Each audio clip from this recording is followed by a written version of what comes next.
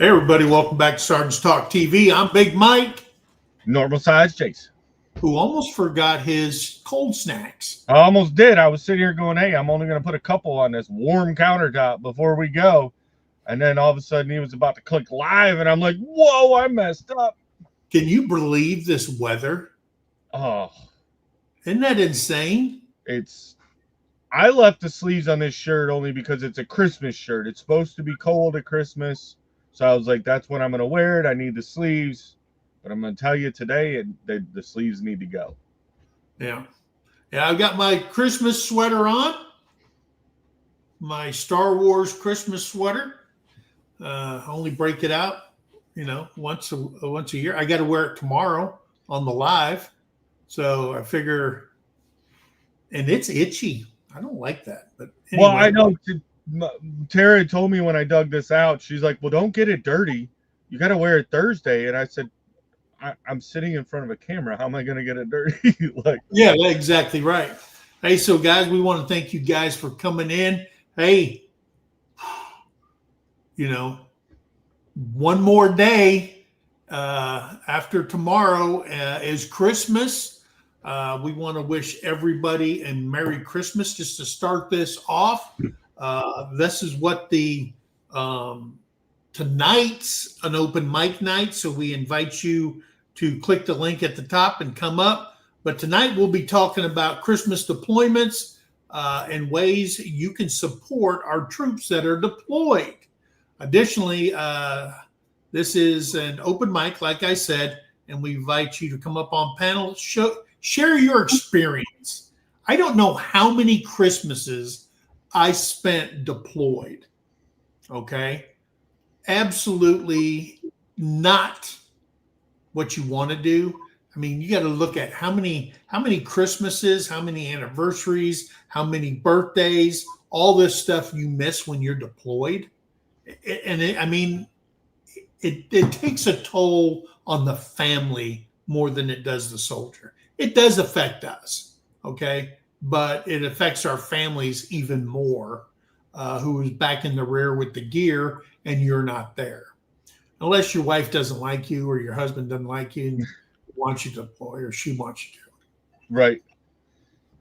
Yeah, I don't think I ever was on was never deployed during a Christmas, but pretty much all the other activities, birthdays, an actual birth. I did out of my 4 children, I did one birth because I was on a deployment. And then, birthdays, holidays, those kinds of things. Yeah. Never was, but I did spend my first Thanksgiving in the Marine Corps away from the family. Because I was still in training. I was out in Pendleton, so yeah.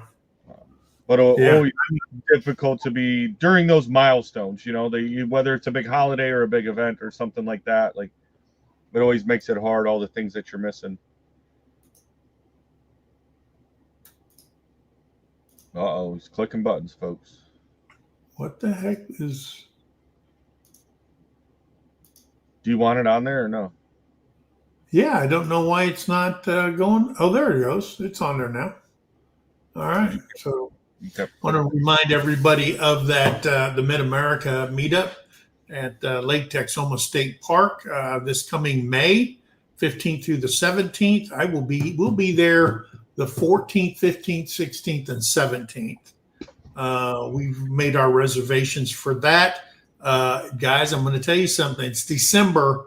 Come 1 January, they're going to open it up to everybody. They've opened it up for everybody, but everybody's basically geared January, 6 months out, boom, they're going to start making their reservations and stuff. So if you haven't made your reservations and you want to go there and you're bringing a travel trailer or you need a campsite for rustic camping, now's the time to get that done over there. If you can go to the MT Homestead Facebook page, all the information's there, the links to make reservations, everything's there.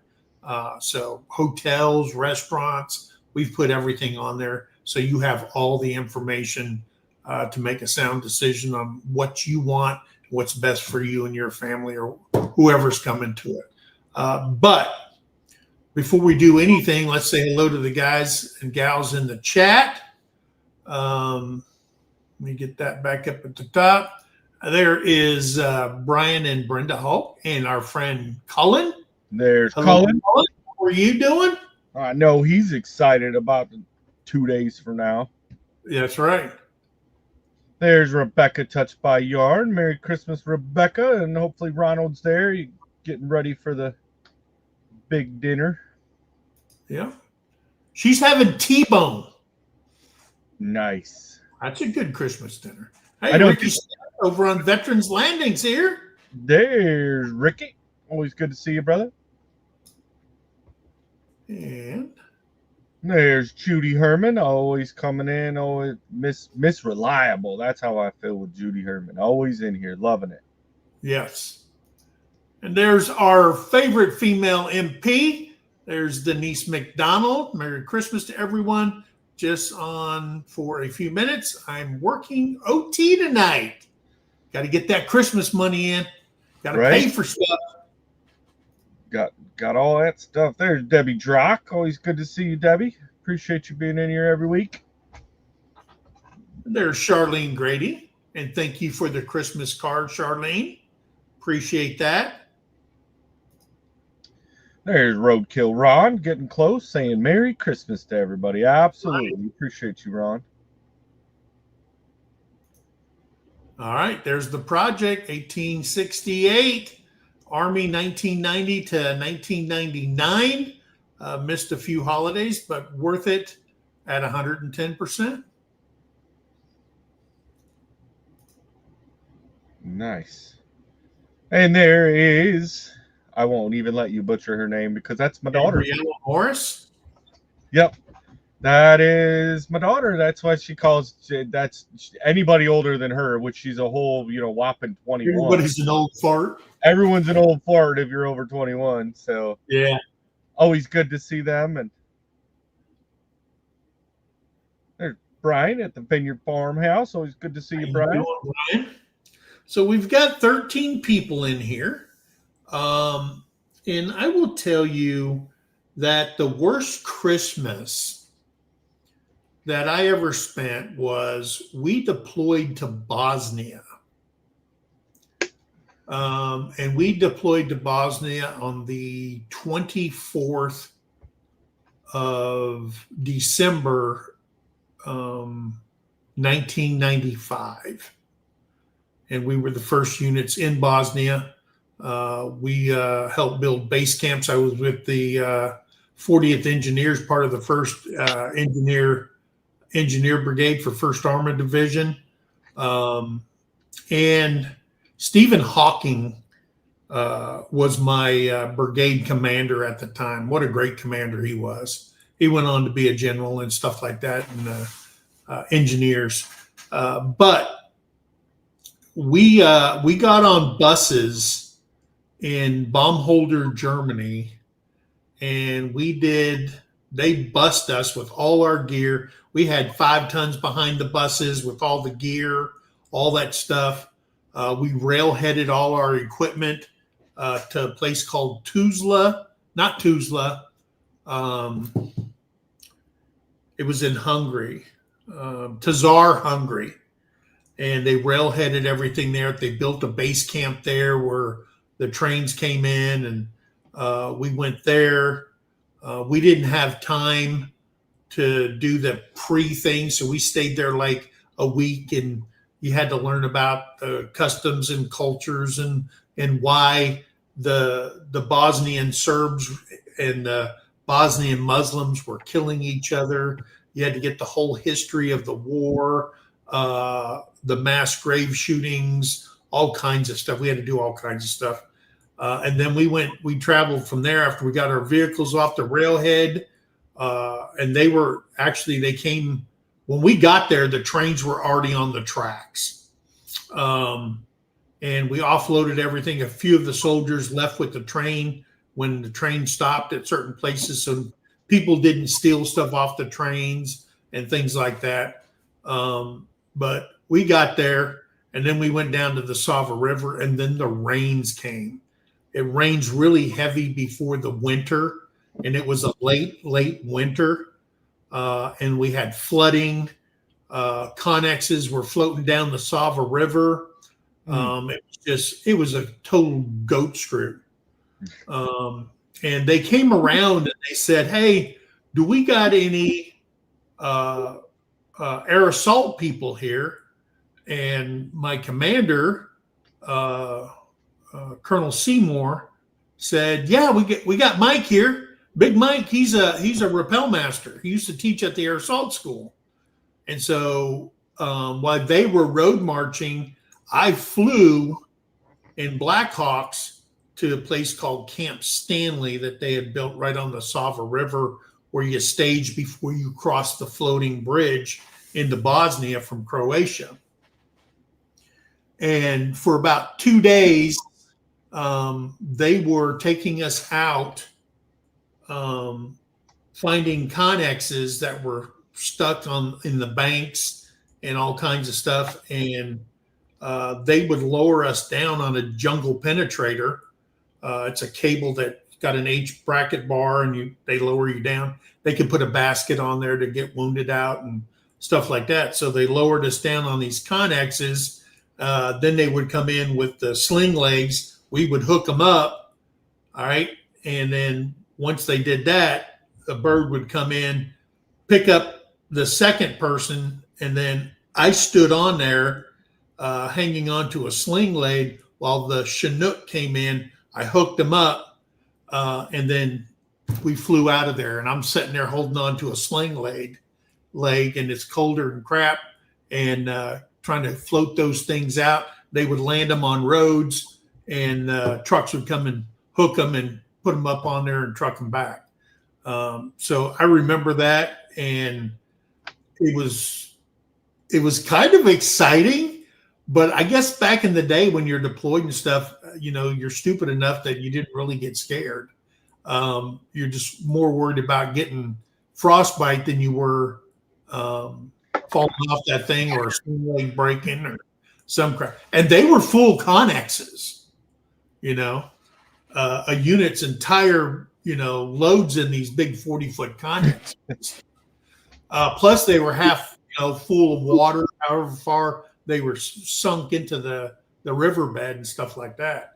But we deployed just before Christmas. We did our Christmas on the 23rd. So it's not the same as Christmas Day. I get it, but that's what you got to do. I mean, when they call, they call. When you deploy, you have no say-so over it. So right. I remember that most of all.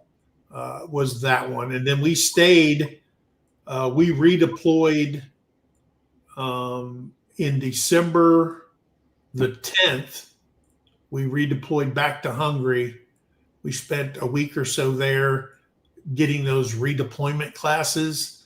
And back then they didn't have psychologists interviewing you and stuff like that. They had chaplain stood up there and said, "Hey, when you get back, remember she's been in charge or he's been in charge.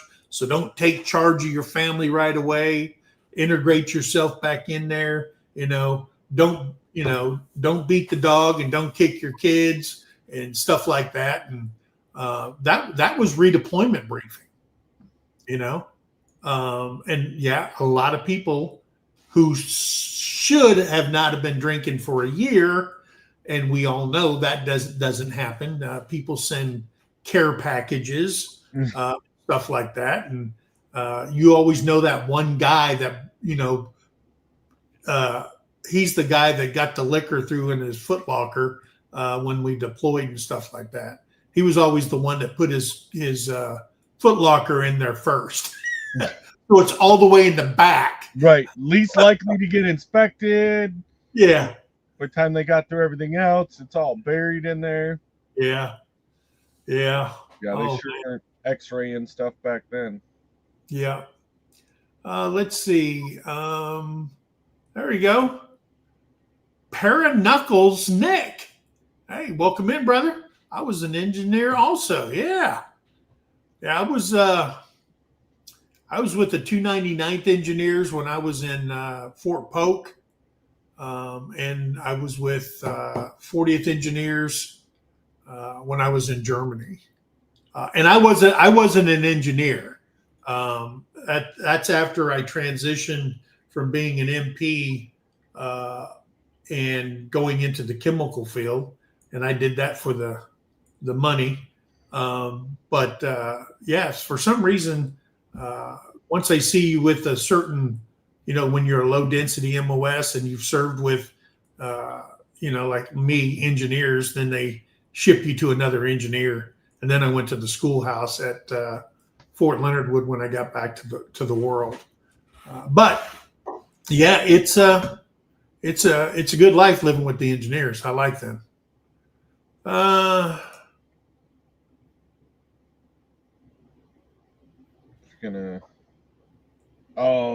Getting those debriefings. I'm learning all the customs and all this stuff that was going on. I remember getting those. We did a few for Iraq. It really wasn't a whole lot, but it seemed like they really ramped them up for the Afghanistan deployments. I see Ralph at Webb's Web made it in too. So good to see you, Ralph. Yep. Well, you had all those flashcards too. You had to learn all their weapons and the weapon systems and stuff like that, their aircraft, whatever it was. And then you had to learn certain phrases like, a greeting or something like that when you deployed to these countries and stuff like that. So, hey, there's Dana Mason. An adenoid sticking out. Got both of them. Yeah. Well, hopefully old Stella Bear gets feeling better. There's Donna, Road Trips Life and Redogs. Yeah. And there's Ray Castile. That's all right, brother. You're in here, and that's all that matters, right?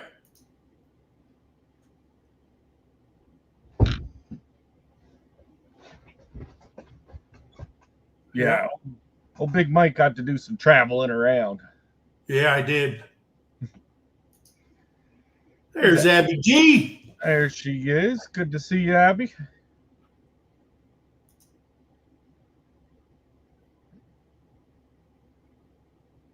Free speech, saying Merry Christmas to America. Yeah. Hey, there's Tony at our cabin in the woods. Good to see you, brother. Yeah. And give Angie a big hug for us for Christmas, please. All that hard work she does for our vets over there at that cancer center is amazing. Right. Oh, there's Semper Fi. There's 1775. That's Ray. Yep. Information. Merry Christmas. Hey, well, he's from New York. Yeah. I believe he said he was from New York. If I remember correctly. He says, I was with the Royal Signaler, Royal Engineers, electrician, and I finished in the infantry. Yes, finished in the infantry. Engineer school was not easy for me. Yeah. Now, we have two different kinds of engineers. We have, in the U.S. military, we have the horizontal vertical. Those are the construction guys. They got electricians, carpenters, concrete guys, all kinds of stuff. Heavy equipment, crane operators, they got all that stuff. And then you got the combat engineers. We dig, abbeys, foxholes, trenches, build base camps, fill sandbags, do demo. And that's what we did when we first got over to Bosnia. We cleared the Route Arizona from the Sava River all the way to Sarajevo. And we used a battalion. We used 3 basic loads of demo clearing the highways. And we laid down something like 128 AVLB bridges. And I don't know how many Bailey bridges we put up and how many triple double bridges and all that kind of stuff that we put up in that country in that year that we were there. And those engineers were busy in Bosnia. And that's a vehicle. It's funny you bring up the AVLB. That's a vehicle that doesn't get talked about and a whole lot of the branches because it's just one of those low, slow support vehicles. I was actually licensed on one. Yeah. It was part of my job, our MOS, to repair them, and Yeah. we became the operators of them. I got pretty efficient on laying them bridges out. It was kind of a fun challenge to be able to go and lay that out nice and smooth and not see it all jerky and have it slamming around. And Yeah. We had to send we used every AVLB in country, all the engineer there was 23rd engineers, there was 40th engineers, and we used all their bridges that we had, and then they shipped in a bunch of bridges from all the engineer companies in Germany. They shipped those in, the AVLBs there, and then they went to the Pomkis site. I don't know where it was at, but they emptied the Pomkis sites of all the bridges, and then shipped bridges to replace those. And a Pomkis site is a storage area in certain countries where if we deployed, we can rapidly go to the Pomkis sites, sign for all the vehicles that a battalion or a brigade needs. So you're already in country. And we used all those. We used 128 AVLBs when I was in country. wow, And that's a lot. yeah, the scary part was those double doubles and triple double bridges that you have to build. And what you do is you build it on the road wherever the gap is, and then as you do it, you push it across and you add more. So it keeps the weight on the road, and then you push it again, add some more until you can get all the way across. And we did that, I don't know how many freaking times. But when they do that, you got these guys, they start these fires in these barrels, and they put the nuts and bolts, and they just roast them. They got a fan on there getting that fire nice and hot, and it roasts those things, and they put them on absolutely hot, and they have 2 impacts, and dude, they didn't even worry about taking them apart when, or building another bridge, because we weren't going to take those anyway. Right. We just left everything there. Only thing that we did was we'd pull the AVLBs, the bridges, when we were going to put a permanent Bailey bridge or whatever over the gaps and stuff like that in the roads. So. All right. So that brings us to my battle buddy. Just seeing really quick a couple more. There's Scotty B Show made it in. Hey, all right. I must have missed him. Yeah. And then I guess prayers going out for Jan. Just texted Charlene, said she'd be in the hospital a few days. So keep the prayers coming. So okay. Awesome. Yeah, we'll definitely be reaching out to her. So as you guys seen in the thumbnail, right? Red. As any branch of the military works and functions is, I'm going to do a flashlight swap, sorry. There's always acronyms. So remember our troops. This is a powerful call to honor and support the military personnel, veterans, and their families through various actions like wearing the yellow ribbons, sending care packages, supporting charities like the Wounded Warrior Project, Honor and Remembrance, raising awareness about PTSD, suicide, and acknowledging sacrifices on days like Memorial Day, highlighting their service and the ongoing need for appreciation and for those struggling. Yeah. You know what? It's kind of, Americans are a very giving people. Okay. And one of the things, we're always so quick to give to people in other countries, whether it's because of water droughts, whether it's because of sicknesses and illnesses, and building schools and feeding people and stuff like that. But it's not as common. We still do it through Catholic charities and stuff like that. Taking care of our own through the civilian sector. Everybody is the government. When there's more power and more money in the civilian sector to take care of our own, and that's kind of frustrating to me. You know what I mean? I've said it for a long time. You see all these commercials, like you said, about sending all this money overseas to other countries and supporting them and rebuilding their, it's a great charitable thing to do, but not at the own suffering of our own. Like, if we have more back home on our home soil, especially veterans, that could utilize that help and aid, then why aren't we doing that? What do we need to worry about some of these third world countries? Like, I know it sounds selfish and rude, but at the same time, that's a them problem, not an us problem. Like, we have our own problems on our own soil. And we definitely need to be taking care of those that have protected it and set those foundations for us to be able to live our lifestyles that we live now. Yeah. Now, there's ways to remember and support. Like my battle buddy said, wear a yellow ribbon, symbolizes hope for the safe return of deployed troops. Red Fridays. You can do Red Shirt Fridays, Red Hat Fridays. You can buy those online. And wear a red on Friday to show support for our troops overseas. Sending care packages, organizations like Support Our Troops, collect items for deployed soldiers. I know that when I was deployed, I got boxes and things like that. And, it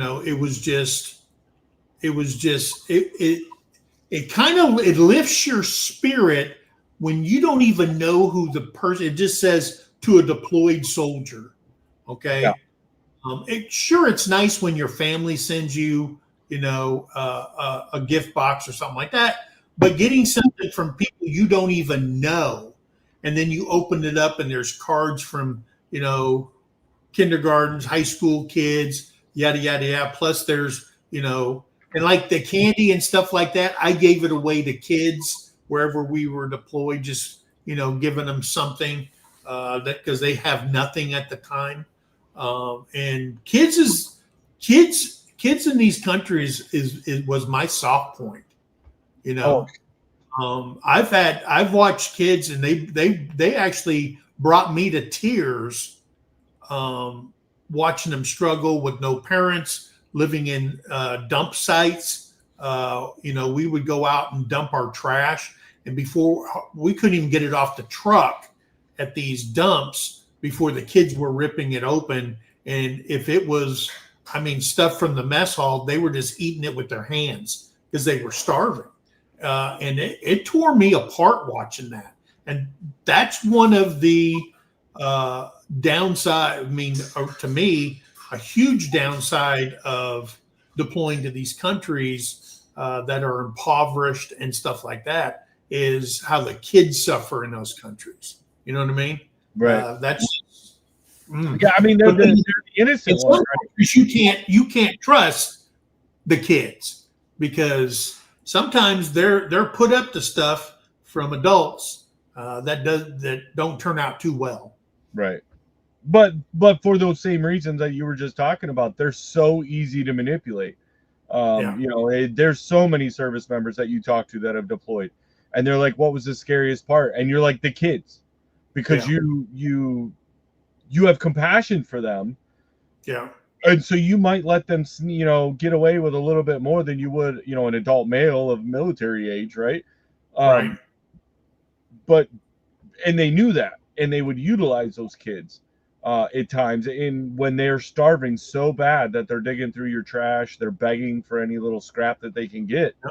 Absolutely. They're just, and they're so innocent in it. They don't know any better. That's the life that they've been told. Hey, if you want to live, this is what you have to do. And I think that's the biggest sadness of it all was, the effect that it had on the kids and the fact that they used them as weapons. Yeah. Oh, yeah. Yeah. Hey, there's Jamie and Kevin over at O'Rourke's Littlefield. There it is. Merry Christmas, Jamie, Kevin. Hope everything's going good. I want to say again, thank you all who have served and are serving. May you all have a blessed Christmas. Yes, thank you very much. Did you have good USO shows? We didn't. When I was in Bosnia, we had no shows when I was there. Well, I'm sorry, Cheryl Crow came to our base camp, and I got to two-step with her. She did some songs, acoustic songs, but that was the only show I seen. I seen no shows when I was in during Desert Storm. Didn't see anything over there. I didn't see nothing when we were in Somalia. Didn't see nothing in Panama. But I did see them when I was in Germany and stuff like that, the USO shows. I produced a bunch of shows with the USO when Terry and I were living in Korea. That was my job for a while over there, was entertainment branch. I took a job over there first for that. So yeah, I've seen quite a few of them. And I want to thank, and people always, there's two kinds of ways to see shows. One is the USO, and then the other one is Army Entertainment through MWR, and then you had the Air Force ran a thing for entertainment, and they do it. But with Army Entertainment, with the Armed Forces, it's called Armed Forces Entertainment. People think that these entertainers do it for free. That's not true. Now with the USO, they do it for free. But these other organizations, they actually do contracts with them. I did get to see a couple of those. And I know when Nelly came over to Korea to do it through Armed Forces Entertainment, his contract was worth $123,000 is what he got paid to entertain. And that's paid through the budget and stuff like that. Wow. A lot of country singers, they do it, but when you go to the USO doesn't pay you nothing. They just pay for your room and board, your flight, and all that other stuff. So yeah. Hey, look at here! Oh, she come in creeping for her flashlight, but yet she was. Oh, she wants to say hello to her handsome man. Oh, being a little sneaky sniper.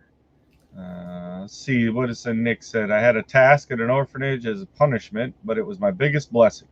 We had a NATO battle group because I was airborne. I was extremely fit. We had a competition between nations. Nice. Yeah, they do that. Oh, he says, guess who won that push-up contest? Yeah. Got a Latvian ribbon from a little girl. I had a moment of, this is why I'm here to die. Yeah. And I think that was the moments really when you might be in the middle of a major battle, firefight or an engagement, or clearing the route, something that could really slow it down. But then when you get into a spot where the kids are excited, and even some of the adults coming in and they're just so happy to see you, makes it, in that moment, it makes it all worth it. It really does. You're just like, okay, this is why we're doing this. Like not the outside political reason, not all the other BS that they throw on, all the social medias and all that kind of stuff. It's like you're seeing it firsthand of why you're really in there, and the impact that you could make on that local populace. Of course, none of that publicized, right? Because it's not drama, it's not bad, it's happy, it's great, right? They're not going to put that on any of the news outlets. Yeah.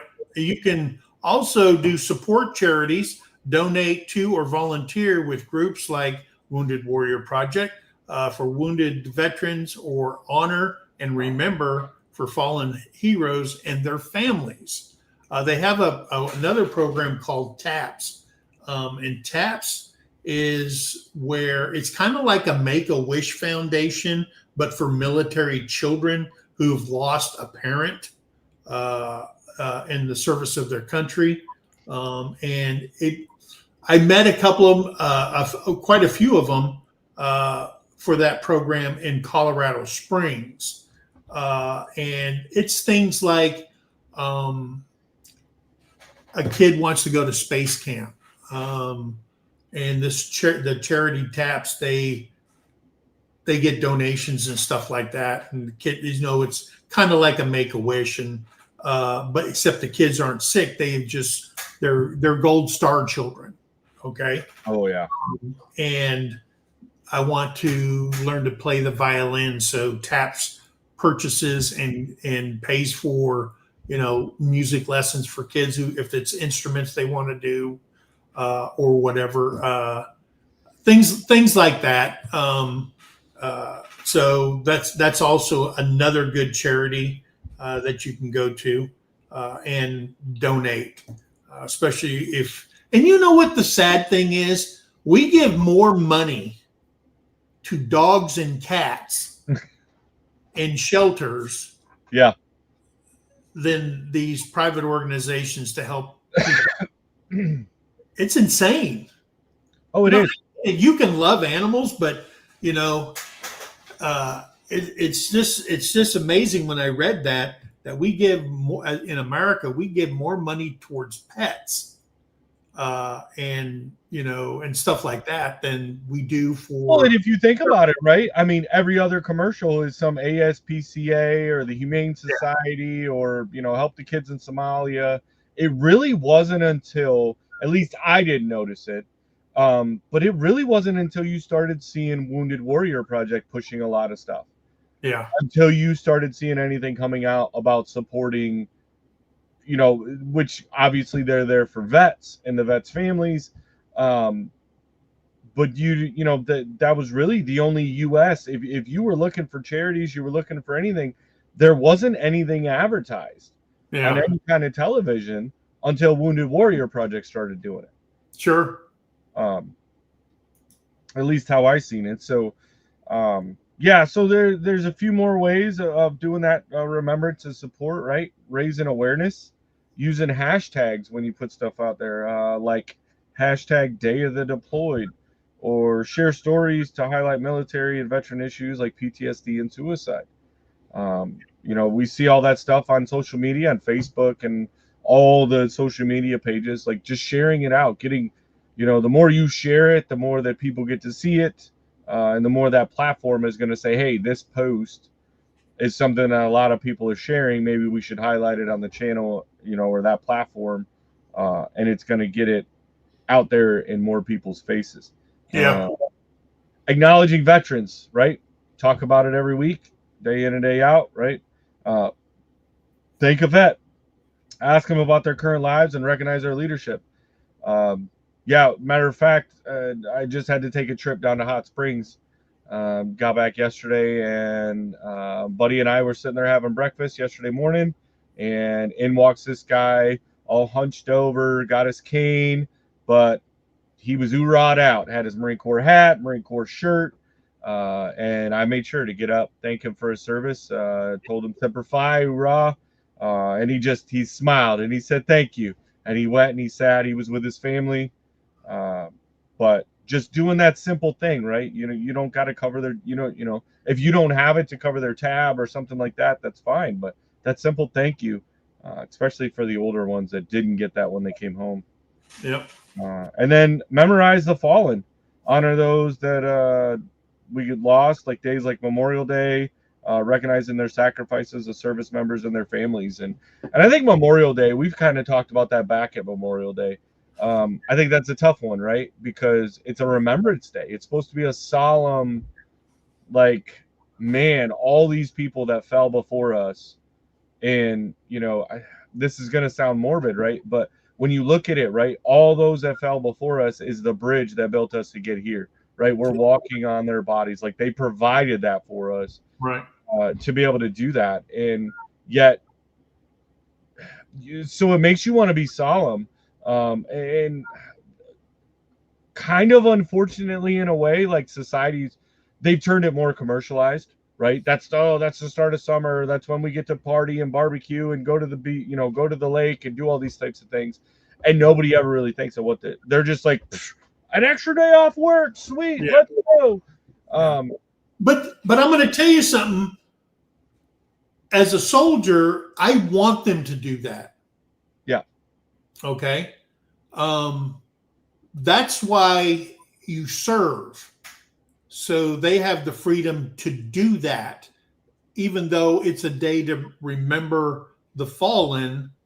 And Veterans Day is a day to remember and think about our veterans, past, present, whether they passed on or whatever. As a soldier, I want them to do that. Mm-hmm. Okay.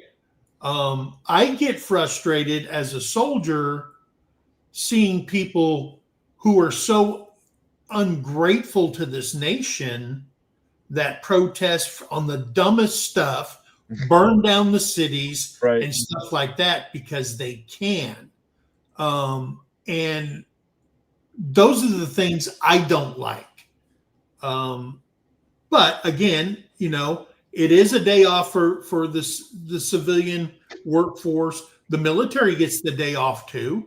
Right. They barbecue with their family. They get to spend quality time and stuff like that. So yeah, I do. But in the back of your mind, at least think about those who have fallen and think about those people on Veterans Day, not guys, but guys and gals that are part, okay, of that 3% that serve this nation. Now that's just 3%, okay, that serve. We got right now we got 1.45 million people in uniform right now on active duty. And the number of veterans outweigh that by miles. And just at least just think about it, okay? Yeah. Enjoy it. Have a beer on. I've actually been asked that. Yeah, I've been asked that before. Was as a veteran, right? And some of my closest friends and stuff, people that know that I've deployed it, and they're like, "Does it make you mad that people are partying and doing this?" And I said, "No, absolutely not. Like that's what we did. That's why we served, was to give that freedom. Is it aggravating that they're out there protesting for stupid stuff? When we're like, we didn't put our lives on the line for you to protest about whatever this stupid subject is, right? But at the same time, we did, right? That we're defending all the freedoms, every freedom for them to have their opinion and have that. So, I don't get upset about it either. I think that it is a great time. And if you had a time machine to go back and ask that person that is fallen, or even that veteran, and be like, hey, kind of like, you think about it with funerals, right? Everyone's like, hey, I want to have a celebration. I don't want everybody up there crying and moaning and saying all the things I wish I would have done. Like a celebration of life. When they started kind of changing that title for some of the funerals to do the celebration, like party it up. These people sacrificed their life, gave their ultimate so that the ones coming after them could live better. Like that's what they did it for. As long as you, like you said, take that moment to recognize and give them. YouTube, but party responsibly. I don't want them to shut us off. Oh, yeah. Right. You got to throw all our little disclaimers on there. Yeah, Nick, I think it's okay. As a veteran, I'd watch them. I mean, I like a good. I mean, I remember after Desert Storm, all of a sudden, all these Apache videos were coming out where they were actually showing the actual attack and main gun firing and stuff like that. It doesn't bother me. I don't know if it bothers YouTube. If you do that it's your channel. And there's going to be people that are going to watch it. There are going to be people who are going to probably leave ugly comments, And usually those people that do that, and you see it on homesteading channels and you see it all over the place, people that don't do what you do or didn't do what you do will be your harshest critics. Okay. So. Yeah. And I think my answer to it is going to be, I think it helps more than it hurts. Yeah. And those veterans that are going to be affected negatively by it, they already know their triggers most of the time, and they're not going to watch it. But those that it helps, kind of like Big Mike was saying, is military war movies, especially if it's during any of the campaigns of time that I served. I watch as many of them as I can to go in, and it doesn't really put you in a bad place. It for me, it's that remembrance, and then seeing it from somewhere else, right? Yeah. I'm in one spot, and then hey, this Army unit was in a totally different spot at the same time, and I watch it knowing that there's the difference of, hey, this is what I was dealing with here, this is what they were dealing with up there, and seeing those different perspectives. So yeah, I absolutely leave them up, unless YouTube comes at you and says, hey, you got to pull them down. But yeah, or they'll pull them down. Right. There, Patrick, Cuddly Texan, would sure the guys that would be negatively impacted by the videos are not searching them out. Yeah. Exactly. Most of the time, it's the ones like they already know their triggers. They know what they're gonna. Hey, I can't watch that. I'm not. So they won't even. They're not even looking in that genre. It doesn't even come up as their suggestions. Oh yeah.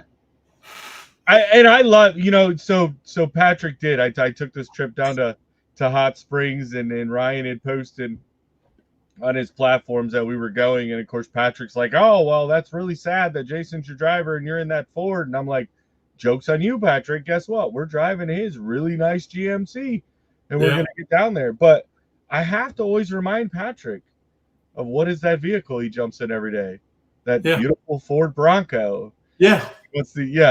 So I love it. I love Patrick. I love everything that he gets out there. So organizations to support. There is the National Remember Our Troops campaign. Focuses on stress, PTSD, suicide, and providing aid to veterans. Honor and Remember. It honors fallen military members and their families. Wounded Warrior Project helps veterans transition and recover. And I worked with them extensively when I was at Fort Carson. And they paid for a lot of things for veterans to go on, not just the wounded veterans, but soldiers and active military units and stuff like that. And what happens is the Wounded Warriors, guys, there's nothing better than seeing wounded warriors from the Wounded Warrior Project go out on an event, a ski. Let's say we went to Breckenridge for a skiing event for Wounded Warriors. And we had my staff out there, had 13 staff members out there that are well versed in skiing assistant equipment and stuff like that. You may not have no legs, you may have one leg, yada, yada, yada, whatever. And they would teach you how to enjoy yourself out on the slopes using these modified ski equipment and stuff like that. So then Wounded Warrior says, hey, we would like to invite, however, we got, let's say 25 people, and we would like to invite 25 soldiers from one of the units to buddy up with each one of these and learn. Okay. Learn what it takes and learn the sacrifice and learn how to help your brothers and sisters that gave up so much. And let me tell you something. We did a survey after that, and 100% of them said, I would do this every freaking time you asked me to do it. Yeah. And it built a bond, okay, between our wounded warriors and our active duty warriors. And guys, I that's why I kept supporting them and doing everything I can to get involved with it when I was in Colorado Springs. It was a great program. Pat wants to know why they didn't go bougie and go to Vail. Yeah. Oh, man. Yeah, see, there you go. You got to complain about something, huh? Right. Support Our Troops provides care packages and support, sending care packages. Organizations like Support Our Troops coordinates holiday care packages and everyday goods for deployed service members. Volunteering for Remembrance, Wreath Across America, Combat Veterans Motorcycle Association that I'm part of. We do that. Wreaths Across America organization is an annual event to place wreaths on graves of veterans at cemeteries across the country. So, yeah. Yeah. So some direct interaction. A simple thank you for your service. Writing letters through groups like Soldiers Angels can boost morale for deployed personnel. Kind of like Mike was saying earlier, the random care packages. I know I received a couple from my hometown. There was a couple different VFWs and a couple other, I think there was one that was a school and then a church. It sent some things and went back. And yeah, there's that difference when you have family sending you stuff. I don't really want to say it's an expectation, right? Yeah. But it feels different when you get a package that you're not expecting. It has your name on it. It's this huge box of all this stuff from people you have no idea who they are. Yeah. And just like Mike said, those boxes, I made sure they got spread load. I might have kept one or two things out of it for myself, and then everything else, it went to the Marines. It went out. And then supporting families. The USO provides resources such as phone calls home for soldiers and activities for military spouses and children to keep families strong. That's an organization a lot of people don't talk about, is the USO. And a lot of the major airports have a USO center in there for active duty or veterans to go in instead of sitting out. Get you some coffee, maybe a donut or something. The USO does quite a bit. I just think there's some bigger organizations that are stepping up, and but they're still pretty prevalent. They're just not talked about as much. Right. Financial assistance, charities like the Military Warrior Support Foundation and Operation Homefront provide financial mentorship, housing assistance, and emergency aid to veterans in need. I know the Operation Homefront does a lot for veterans in getting them in homes.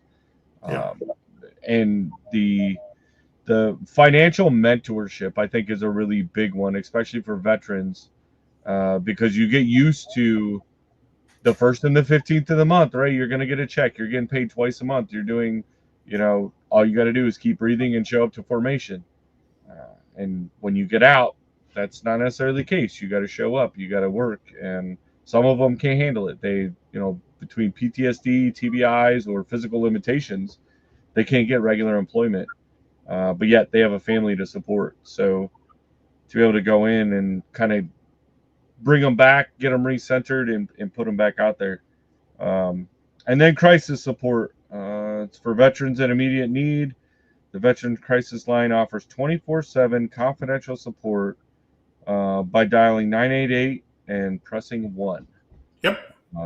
Once again, guys, 988 and then press 1. 24. Anytime. Yep. Hey, I want to say hello to 12 Bravo 10. We had a thing about 12 Bravos. 12 Bravos. I'm going to tell you guys something. That's a combat engineer right there. 12 Bravo. That's right. Love me some 12 Bravos. Spent many a year with them guys. Judy Herman. I used to drive an ice cream truck. My route included an auto dealership, Ford dealership, and had 2 to 3 times more mechanics in their dealership. That was her poke. That was her poke. Oh. Let's Doesn't see. shock me. They get the cheapest parts and wonder why they have so many recalls. It's hard to buy anything new nowadays, to be honest with you. It really doesn't matter the brand, what you're at. They're all throwing the cheapest parts they can into these things. Yeah. Wreaths Across America makes my heart happy. Seeing the wreath spread out at the cemetery lets the families know they have not been forgotten. Absolutely. Absolutely. Absolutely. Good to see you, Tamara. It's been a while. I know it's been a while since she's been in here. Yeah. Glad she's here. Absolutely. So yeah, all these organizations, guys, if you want to check them out in detail, if you want to support them or whatever, we have put those in the description, the links to each one of those websites. Please check them out and see exactly what. Now, I will caution people that anytime you give to anybody, you really need to dig into their corporate bylaws and all that kind of stuff to make sure, because you'll look at some organization, it'll be, Sergeant Joe's charity or whatever the heck it is. And then when you dig deep in there and you say, oh, wow, 90% of it goes to payroll and only, 10% is going to the actual charity. So you got to be really vigilant on that itself. Now, don't get me wrong. These people don't do these things out of the goodness of the heart. It is a business, but what percentage of your support goes directly to the service members, the families, and stuff like that is the key point on that for me. And a big one that I think that we didn't have on the list tonight, guys, was look at your local VFWs and your local veterans organizations right there in your town. We did that for this channel. Any and all money that's made from doing this YouTube and people sending donations and all that, it goes to a local veterans home in McAllister, right there in Big Mike's backyard. And it wasn't because, hey, we don't believe in some of the bigger charities and stuff. It's just you want to take care of where you're at. You want to take care of home. You see all these veterans that are, they're all over the place. But when you're seeing them in your hometown and know that there's a need, you can go that route too. And, and you can easily, there's a veterans home here or shelter here in the town that I live in. And we've been in there. My wife and I have both toured the facility. They explained everything to us of how it works. If we know of a veteran that's homeless and they need to get off their feet, this is how the program works. These are our major donors. Like, they were very open with us. And they didn't know us from nothing. But we went in there very, adamant that, me being a veteran was like, hey, we want to support local veterans. Sure. Doing the nationwide thing is amazing, and if you can do it at a bigger scale and support it there, but it doesn't have to be some big major donation. It could be just giving some time, going down and working. I know our local VFW does meals every major holiday, and does a lot of events and stuff like that. You can just go down and be like, hey, I want to help. Like, maybe I can bring a dish, or I can just help serve, or I'll just be there to talk to people that look lonely. Yeah. And I will tell you that during the winter months, all hands on deck, and they are really busy at these homeless shelters, whether it's military, whether it's civilians or whatever. They're really busy because it's cold outside. Not right now. It's 78 on Christmas here. I'm glad you got that AC on in the house so you can wear that sweater tonight. Yeah, dude, I'm burning up. I got swamp pits right now. I was never so glad than tonight to be able to, you know what? I can't find the Christmas sweater, but I'll take the Christmas T-shirt because I am not putting the sweater on. Oh, Tamara, yeah. So if you donate to the VFW, make sure you specify that it goes into the relief fund. That way, it will be used to assist veterans. Yeah, so they don't Absolutely. have to Yeah, buy and it. you can be very specific like that. Yeah, because you don't want them to buy a case of whiskey or something like that with it. Right. They'll be keeping the canteen full of all the Yeah, bottom shelf liquor. been doing Well, Christmas stuff. doing Christmas stuff. Oh, and they got their AC on. Oh wow. I mean, it's not that hot. Yeah. I'm just enjoying the fact we can have the windows open. Yeah. That's where I'm at with it. Well, you have to because you took the AC unit out of the studio.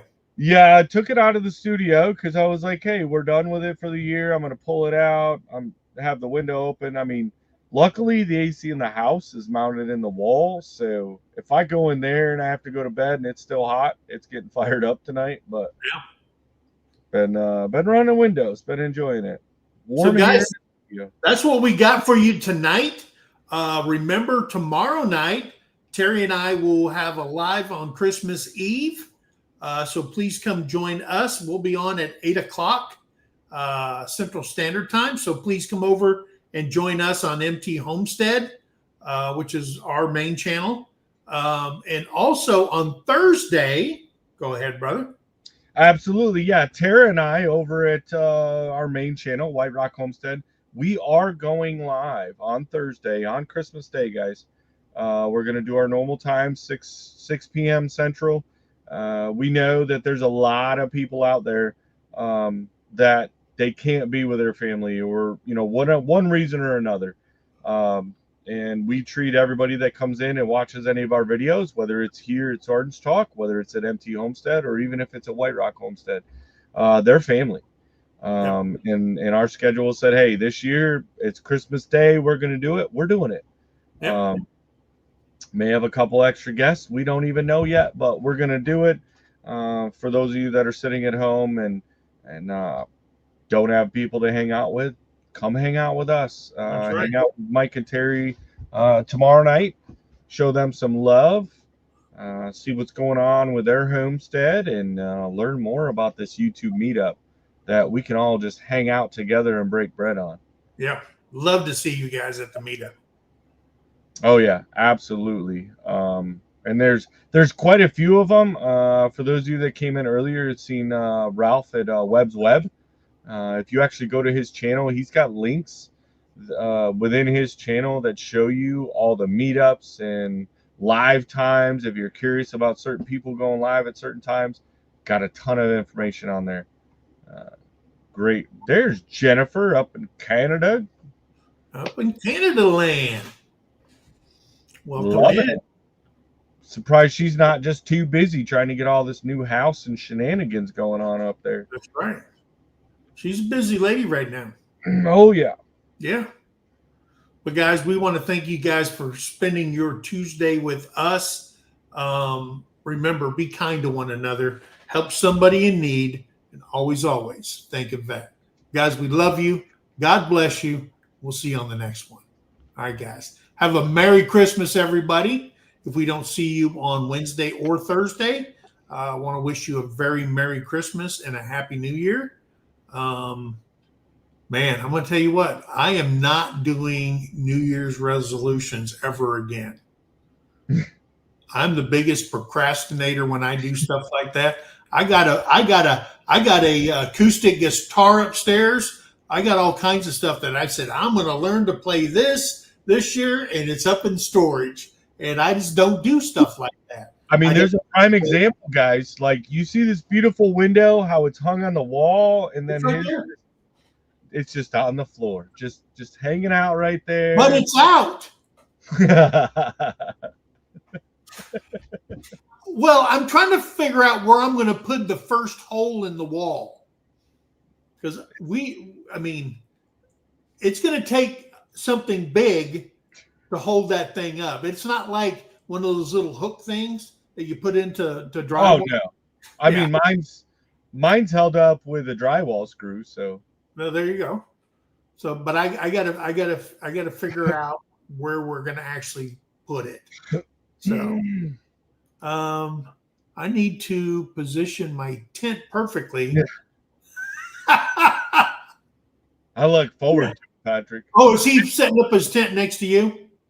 Possibly. Okay. I hope so. We got who is it?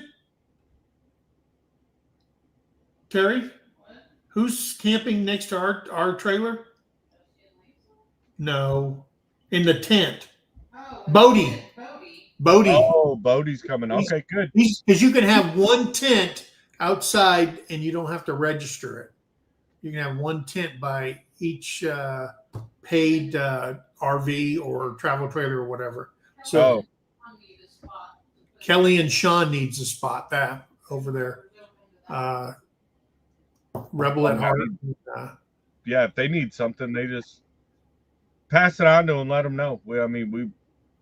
We'll find them a spot. Patrick's behind us, but if all they're doing is popping a tent, we got a big enough site. It'll be fine. Oh, we need to get with Ron. I got a guitar sitting right over here in a case. Everything. It's just collecting dust. Right now, playing guitar, man. I'll tell you what. I couldn't hit a cow on the ass with the guitar. Let's see. Ooh. I know, Jennifer. I know. You know what? And I purposely, when we were trying to measure things out, and I'm like, these are not the same size, but I'm gonna have to do this no matter what.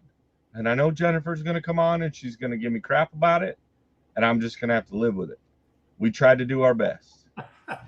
I appreciate you for noticing, though. First lesson, take it out so you have to look at it every day. There you go. I did that and it was collecting too much dust. I put it back in the case. Here's the sad thing. My daughter is a guitar player. Yeah. She can play. And yeah, I haven't even talked her into teaching me. See, here's the bad thing. When you got big hands and you're doing all this, I feel like Fred Sanford, when he goes, oh, my arthritis is that. That's what I feel like when I'm doing. It's crazy. When I was a little kid, my grandpa taught me, and my brother and I, we could play the guitar and we could play the banjo. And then we just, for whatever reason, we got out of it and never played again. And neither one of us can play a lick. Right? Oh, yeah. There's just another reminder. Crying on me. Fat fingers. That's where it gets me right there. Yeah. But anyway, guys, I want to thank you guys for coming in. We love you. God bless you. Have a very Merry Christmas, and we'll see you on the next one. Bye, guys. Bye now. Later, Gators. Get it. Get on out of here. Go.